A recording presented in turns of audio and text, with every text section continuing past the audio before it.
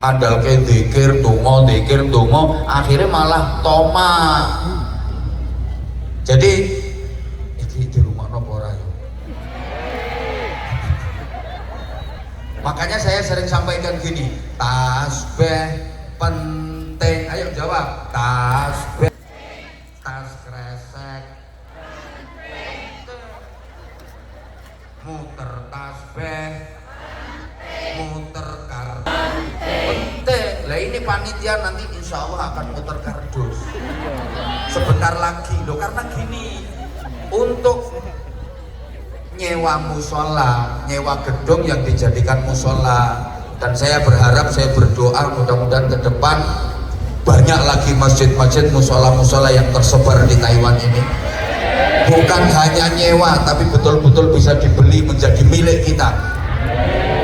Nah itu kalau hanya sekedar muter tasbih gak jadi, wajib muter kardus, betul? Nah misalnya pengurus musola, ya rusak, wahai Allah sang pemberi rezeki, terus kerotok-kerotok duit mudun teko langit. Sorry, di langit gak ada percetakan duit, gak ada. Ya muter kardus ya penting. Ngitung tasbih, ngitung gajian, loh eling omah lho, wong iman itu cabangnya akeh, bid'un wasituna syu'bah, lebih dari 60 cabang. Ada yang mengatakan 63, ada yang mengatakan 67. A'laha la ilaha illallah. Oke, urusan sama Allah. Wa ausatuha ikramud dhaif, memuliakan tamu. Ini urusan dengan manusia, memuliakan tamu. Jadi iman bukan hanya istighfar, tasbih, tapi iman berkaitan dengan suguhan, memuliakan tamu. Islam bukan hanya tasbih, agama bukan hanya tasbih, tapi agama juga suguh tamu. Jadi agama bukan hanya berurusan dengan tasbih, tapi agama juga berurusan dengan toples. Iya isine. Dongke surat Waqiah, jawab surat Waqiah, surat Tanah. Masya Allah. Loh nanti orang cuman dah illallah, tapi dua utang orang nyaur. Ada apa enggak? Ada. Wongnya rontok lemu. Itu dikira enggak diterima, gitu loh. Makanya kalau kita belajar cabang-cabangnya iman, tadi saya sampaikan, ya hablum minallah, ya hablum minan nas, ya urusan sama Allah, ya urusan dengan sesama manusia, gitu. Iman bukan hanya la ilaha illallah, tapi iman juga memuliakan tamu, baik dengan sesama manusia. Tuh yang saya maksudkan. Sehingga coba ada satu hadis sabda Rasulullah Shallallahu Alaihi Wasallam, tolong ditirukan sama-sama, mudah-mudahan berkah. Ar-Rahimuna yarhamuhumur Rahman irhamu man fil ardi yarhamkum man fis sama. Para penyayang akan disayang oleh yang maha penyayang, maka sayangilah penghuni bumi, kau akan disayang oleh penghuni langit. Gini artinya begini, kebaikan dengan Allah itu disandarkan kepada kebaikan dengan sesama manusia. Kalau kau ingin disayang sama Allah, sayangilah sesama manusia. Untuk mendapatkan kasih sayang Allah, itu diantara caranya kita harus menyayangi sesama manusia. Saya sering sampaikan, banyak urusan yang sangat Allah sekali, tapi ternyata kalau terjadi kendala, itu solusinya diserahkan kepada hal yang sangat manusia sekali. Para jamaah, puasa itu urusan dengan Allah, betul? Gak ada yang tahu saudara puasa apa enggak, itu gak ada yang tahu kecuali saudara sendiri dengan Allah. Puasa itu ibadah yang sangat privasi, urusan kita dengan Allah. Sampai pahalanya aja gak ada yang tahu kecuali Allah. Nabi aja nggak tahu pahalanya puasa, malaikat juga nggak tahu pahalanya puasa. As-saumu li wa ana ajzibihi. Puasa itu untukku, aku yang membalasnya, aku yang memberi pahala. Malaikat nggak tahu apa dan berapa pahalanya, para nabi juga nggak tahu apa dan berapa pahalanya. Ini urusan antara kita dengan Allah. Tapi sekarang misalnya ada orang yang udah sepuh, udah tua, tidak kuat menjalankan ibadah puasa. Loh, ini solusinya, tebusannya bukan zikir, bukan doa, bukan istighosah, tapi bayar fidyah. Fidyah berarti beras dimasak, dimakan manusia. Loh, urusan puasa itu dengan Allah. Tapi kalau ada orang yang tidak mampu karena sepuh, karena sakit yang sudah tidak bisa diharapkan sembuhnya, itu tebusannya nggak disuruh zikir, doa, istighosah, enggak, tapi fidyah. Mudah-mudahan bisa difahami. Haji itu juga urusan dengan Allah, umrah urusan dengan Allah. Tapi kalau misalnya ada orang haji, ada orang umrah, dia ketika ihram melakukan salah satu pelanggaran ihram, tebusannya bukan puasa, bukan zikir, bukan tirakat, bukan khataman Quran, tapi tebusannya bayar dam. Dam itu nyembelih kambing, dagingnya dimasak, dimakan manusia. Jadi hal yang sangat berhubungan dengan Allah, kalau terjadi masalah, kalau terjadi kendala, itu solusinya diserahkan kepada hal yang manfaatnya kembali kepada manusia. Ini kalau saya sering sampaikan, sinergitas antara langit dengan bumi. Betapa Islam bukan hanya agama ketuhanan, tapi Islam juga adalah agama kemanusiaan. Bareng. Nah, bukan hanya disuruh apik dalam hubungan dengan Allah saja, tapi juga menjalin hubungan baik dengan sesama manusia. Para jamaah yang sangat saya hormati rahimakumullah, kita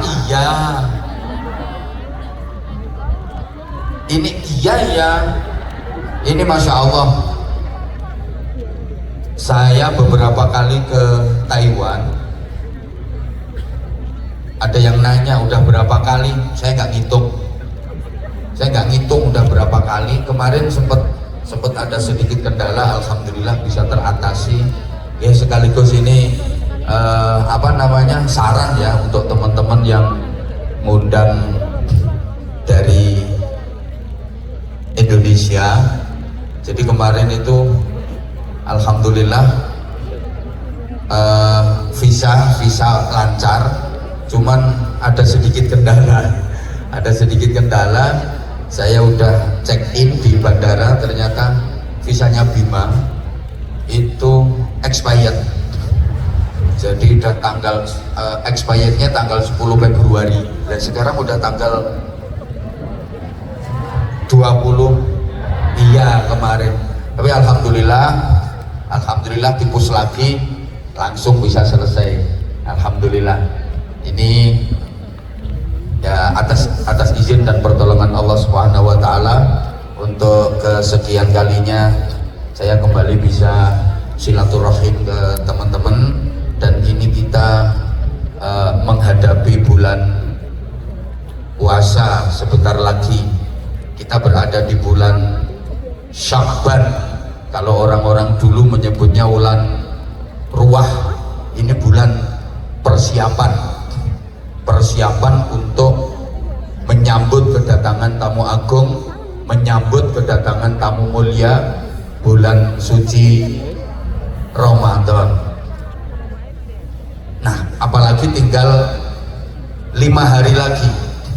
Gini, Ramadan itu adalah bulan yang menjadi sarana Allah akan mengangkat derajat kita setinggi-tingginya sampai pada tingkatan derajat takwa.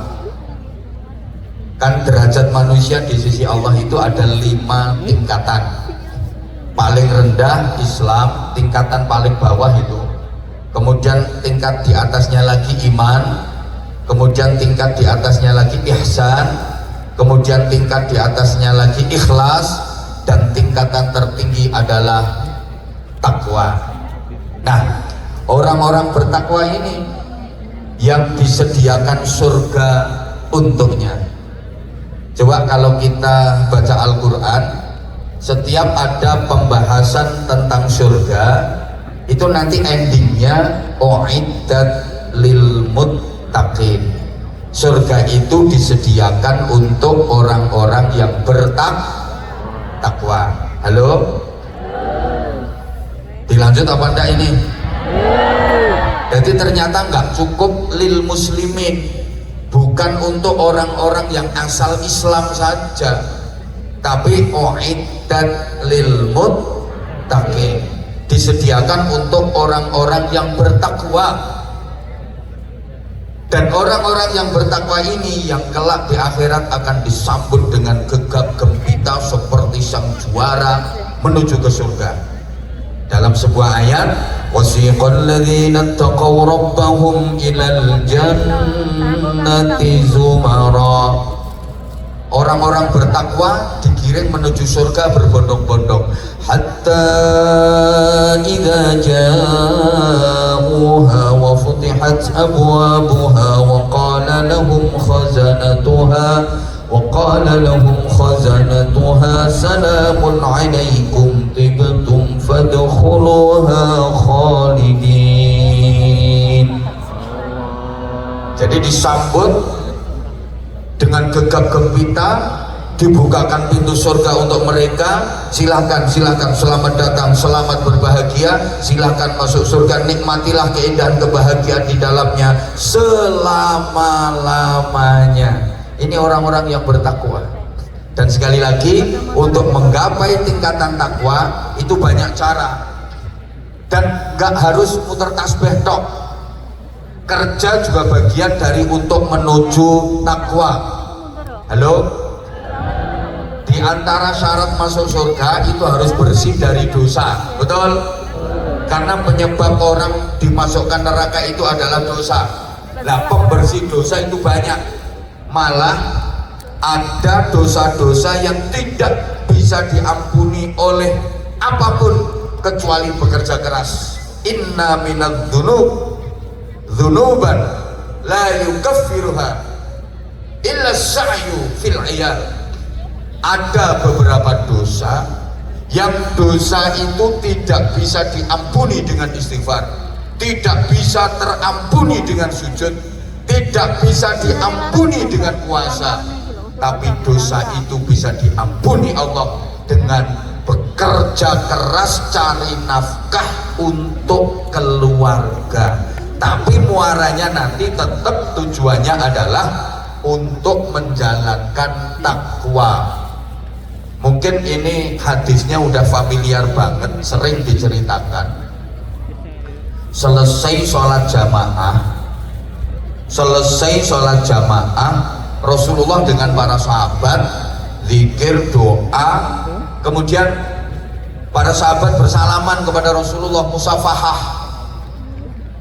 Ada Sayyidina Abu Bakar Siddiq, ada Sayyidina Umar bin Khattab, ada Sayyidina Utsman bin Affan, ada Sayyidina Ali bin Abi Thalib, dan sahabat-sahabat utama, akabirus sahabat, pembesar-pembesar sahabat. Tiba-tiba, mohon maaf, ada orang yang tidak ngeromesi. Apa tidak ngeromesi itu? Nah, tidak memper, tidak begitu ngeromesi dan tidak memper.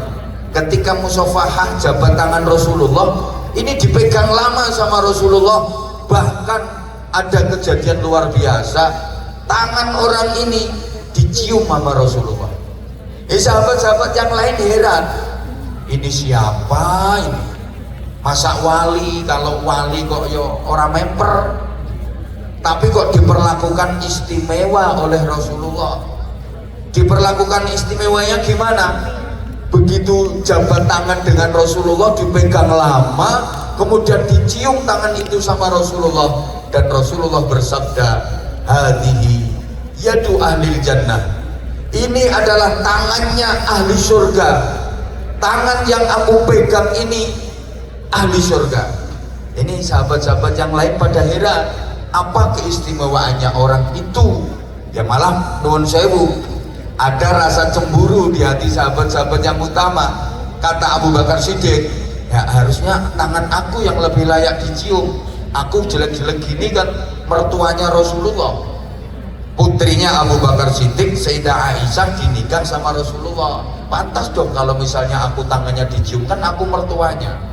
Umar bin Khattab juga begitu, aku juga mertuanya. Anakku Hafsah dinikah sama Rasulullah. Akhirnya ada yang memberanikan diri, ya Rasulullah, Mu'adz bin Jabal ini yang nanya, siapa orang tadi? Nabi tersenyum, yang mana? Itu tadi loh, orang yang tangannya jenengan pegang kemudian jenengan cium tangannya. Oh itu. Tahu nggak kalian kenapa tangan orang itu tak pegang lama kemudian tak cium? Begitu aku pegang tangan orang itu, ternyata tangannya kapalan, tangannya kasar. Duh, apa hubungannya tangan kapalan, tangan kasar dengan kau istimewakan dicium tangannya? Terus engkau mengatakan ini adalah tangan ahli surga. Kata Rasulullah, orang ini tangannya sampai kasar, kapalan kayak gini karena dia kerja keras untuk menafkahi keluarganya, tapi dia tidak meninggalkan kewajibannya. Walaupun dia kerja keras, dia nggak meninggalkan sholatnya. Dari sini bisa difahami, maka berbahagialah kalian yang tangannya kapalan, nanti bisa masuk surga numpak kapal. Loh, gini loh maksudnya, gini betapa Rasulullah sangat menghargai pekerja keras, sampai Nabi mengatakan ada dosa-dosa yang tidak bisa terampuni dengan istighfar, dengan sujud, dengan puasa, tapi dosa itu bisa diampuni dengan bekerja keras untuk menafkahi keluarga, tapi tetap tidak meninggalkan kewajiban. Allahumma sholli ala Muhammad. Berarti dengan demikian bekerja itu juga bisa bernilai ibadah, gitu loh maksudnya, asal niatnya ditata dengan baik. Terus hasil dari kerja itu tidak digunakan untuk bermaksiat. Perlahan-lahan insya Allah kalau niatnya jenengan tata dengan baik, kemudian hasil dari kerja itu digunakan untuk sarana takwa semampunya, maka setiap tetes keringat jenengan bernilai pahala, setiap desak nafas jenengan dalam bekerja menjadi ibadah. Setiap langkah kaki panjenengan tercatat sebagai jihad fisabilillah. Karena apa? Ya karena itu kerja niatnya ibadah, hasil dari kerja itu tidak digunakan untuk bermaksiat. Allah lebih suka. Di sisi lain pernah saya sampaikan, ada orang itu yang hidupnya cuma di masjid, sholat iktikaf zikir, sholat iktikaf zikir, sholat iktikaf zikir di masjid, sampai viral di kalangan masyarakat waktu itu, dia ahli surga, dia ahli surga, dia ahli surga. Berita itu sampai kepada para sahabat, akhirnya jadi bahan pembicaraan para sahabat. Ada orang yang betul-betul istimewa, dia sama sekali nggak terpengaruh dengan hiruk pikuknya dunia, hidupnya hanya di masjid, dia hanya sholat zikir iktikaf, sholat zikir iktikaf. Rasulullah mendengar perbincangan itu, kemudian Rasulullah bertanya, lah dia punya keluarga apa enggak? Ya punya ya Rasulullah, dia punya istri, dia punya anak. Lah kalian kok nyebut kalau dia ahli surga? Ya karena dia memang hidupnya hanya untuk akhirat, sama sekali nggak terpengaruh dengan bisiknya dunia, hiruk pikuknya dunia. Lah terus istri dan anak-anaknya gimana? Dia kerja apa? Dia nggak kerja. Terus dia makannya ya nunggu kalau dikasih orang. Kalau ada yang ngasih ya dia makan, kalau nggak ada yang ngasih nunggu sampai dikasih. Rasulullah kemudian berdiri, wajah beliau memerah, tanda kalau beliau tidak suka. Kemudian beliau bersabda, wallahi antum khairum minhu, demi Allah kalian jauh lebih baik daripada dia. Laisa bi khiyarikum man tarakat dunya lil akhirah, tidaklah sebaik-baik kalian orang yang meninggalkan urusan dunia sama sekali dengan dalih, dengan alasan untuk mengejar kehidupan akhirat, sampai dia menelantarkan istrinya, sampai dia menelantarkan anaknya, istri dan anaknya tidak dinafkahi. Itu bukan sebaik-baik kalian. Demikian pula tidaklah sebaik-baik kalian yang hanya mengejar dunia, tapi melupakan akhirat. Makanya tadi saya sampaikan, wayai sholat yo, wayai kerja yo, wayai wiridan yo, wayai mangan yo, wayai baca Quran yo baca, wayai umbah-umbah yo umbah, gitu loh. Belum nanti waktunya nyuci ditinggal baca Quran, dikir, baca Quran, dikir, baca Quran, dikir, baca Quran, dikir. Akhirnya bajunya kotor semua, najis semua. Mau sholat nggak bisa, nutup aurat. Nah ini malah dikirnya, baca Qurannya malah nggak dapat pahala. Mudah-mudahan bisa dipahami yang saya sampaikan. Halo? Iya sebentar. Ya ini tadi dipikir sampean, saya nggak sambil nahan supaya nggak hujan. Dongo nanggone Gusti Allah, karena saya dibisiki sama panitia, Abah minta doanya karena ini menurut perkiraan 80% nanti hujan. Duh ini kok sampai hujan aku dianggap gak mandi. Ya gimana caranya supaya gak hujan? Alhamdulillah dibikin dingin, karena saya tadi lihat tendanya terlalu jauh dari panggung. Nanti kalau jamaahnya sana, saya di sini nggak bisa komunikatif. Depan bisa ditempati apa enggak, tapi nggak ada tendanya. Ya udah, biar suasananya mendung tapi nggak hujan. Nah kita mohon kepada Allah, alhamdulillah diijabahi sama Allah. Kalau gini suasananya kan nyaman, kalau gini suasananya kan enak. Oke, oleh karena itu para jamaah yang saya hormati rahimakumullah, ini ada permintaan dari panitia sebelum kita nanti ngaji tentang persiapan Ramadan. Oke, saya mohon jenengan sabar, ini nanti kira-kira sampai jam 4 nggak apa-apa ya. Karena penting sekali kita membekali diri dengan Ramadan, gimana agar kita bisa mendapatkan kemuliaan di bulan Ramadan di tengah-tengah kesibukan kerja tentu saja. Oke, mohon keikhlasan dan kesadaran panjenengan semua untuk mempersiapkan infak terbaiknya. Sekali lagi, untuk menyiapkan infak terbaiknya untuk kemaslahatan musola Nurul Musola Nurul Iman. Oke, gini loh, kalau ini menurut saya loh ya, termasuk peluang besar bagi jenengan untuk berjihad itu ya melalui infak. Mumpung jenengan sekarang masih gampang urusan duit. Maaf, jenengan ini kalau mau mendapatkan pahala besar dari tahajud kayaknya orang potongan. Orang potongan. Mau mengandalkan zikir yo orang potongan. Puasa yo orang potongan. Baca Quran rapotongan. Kok ngenyek toh? Wong lambene wis do lecek. Jalur yang paling mudah sementara ini, jalur yang paling mudah bagi sampean sementara ini loh ya. Beda lagi nanti kalau penjenengan udah pulang ke Indonesia. Sementara ini jalur yang paling mudah melalui jalur jariah, melalui jalur sedekah. Allahumma sholli ala Muhammad. Sambil kita pikir gini maksudnya, ya Allah gak di rumah no. Kayaknya melalui jalur itu yang paling gampang gitu loh.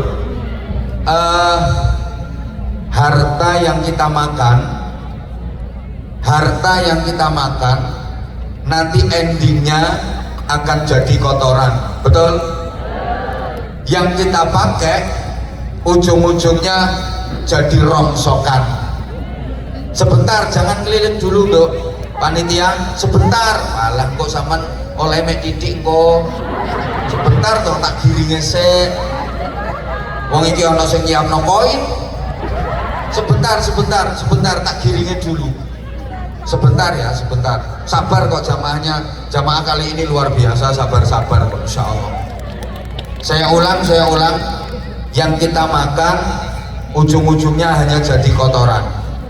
Yang kita pakai ujung-ujungnya hanya jadi rongsokan. Yang kita simpen ujung-ujungnya jadi warisan, bahkan jadi rebutan, mungkin akan jadi perkelahian, betul?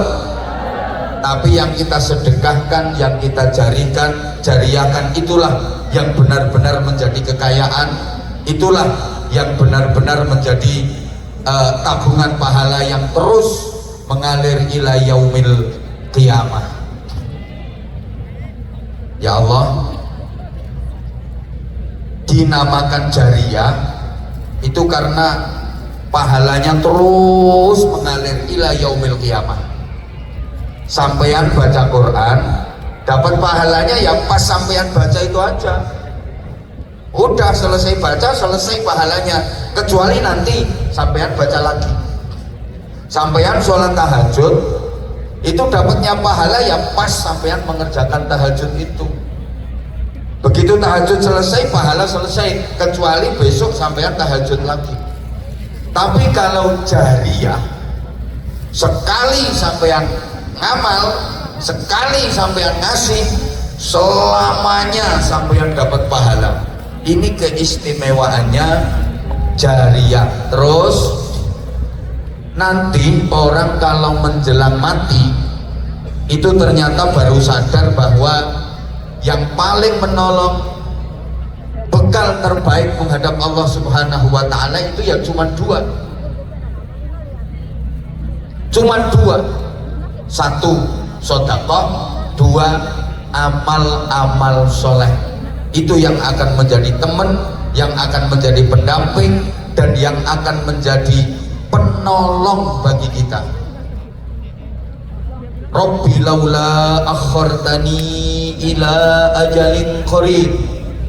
Orang itu setiap menghadapi kematian pasti merintih-rintih, menghibah, memohon kepada Allah agar ditunda dulu kematiannya. Kenapa? Merasa bekalnya belum cukup, mau nyari bekal dulu. Bekalnya apa? Fa'as-soddaqah, aku akan bersedekah dulu ya Allah, wa akum minas sholihin, dan aku akan melakukan amal-amal soleh dulu. Bukan aku mau haji dulu, aku mau umroh dulu, aku mau puasa tiap hari dulu, enggak. Tapi fa'as-soddaqah, aku akan bersedekah dulu. Wah, kalau sedekah itu manfaatnya luar biasa. As-shadaqatu tadfa'ul bala. Sedekah itu bisa menjadi penolak bala. Orang yang di lauhil mahfud udah tertulis mendapatkan bala, bencana, musibah, itu bisa tertolak dengan sedekah. Dihapus sama Allah, jadi orang yang selamat. Sedekah itu juga pengundang datangnya rizki, memancing datangnya rizki yang belum ada, memudahkan rezeki. Pokoknya luar biasa manfaatnya sedekah, apalagi untuk perjuangan Islam. Allahumma sholli ala Muhammad, Allahumma sholli ala Muhammad. Dulu waktu Rasulullah menawarkan kepada para sahabat, ini perjuangan Islam butuh dana, butuh biaya, siapa yang mau membantu? Sayyidina Utsman bin Affan langsung angkat tangan, saya ya Rasulullah, sepertiga dari kekayaan saya infakkan di jalan Allah. Luar biasa. Sayyidina Umar bin Khattab, saya ya Rasulullah, separuh dari kekayaan saya. Lebih hebat lagi. Giliran Sayyidina Abu Bakar Siddiq, saya ya Rasulullah, seluruh kekayaan saya infakkan di jalan Allah. Masya Allah, Masya Allah. Jadi misalnya ini ada yang bawa duit 6.000, itu kalau jadi Utsman bin Affan ya 200.000. Kalau jadi Umar bin Khattab 300.000. Kalau jadi Abu Bakar Siddiq 600.000 semuanya. Ya udah, kalau 600.000 kebanyakan 6.000. Itu kalau jadi Utsman bin Affan 2.000-nya diinfakkan. Kalau jadi Umar bin Khattab 3.000-nya diinfakkan. Kalau jadi Abu Bakar Siddiq 6.000 semuanya dikasihkan. Jadi nanti pulang jalan kaki. Kira-kira ini nanti kalau panitia keliling sampai yang jamban ini milih jadi Utsman, Umar apa Abu Bakar? Ya milih jadi Martini ae. Lek Martini ya mbah 500 kakean. Ana sing 100, ana sing 50. Tapi tolonglah jangan klutik, jangan koin lah, kenemenen kalau koin itu kenemenen. Nah, ini nanti manfaatnya untuk musola dan itu akan menjadi jariah bagi panjenengan semuanya. Allahumma sholli ala Muhammad, Allahumma sholli ala Muhammad. Ayo sambil teman-teman rebananya, grup hadrohnya, ya, jenengan, ayo.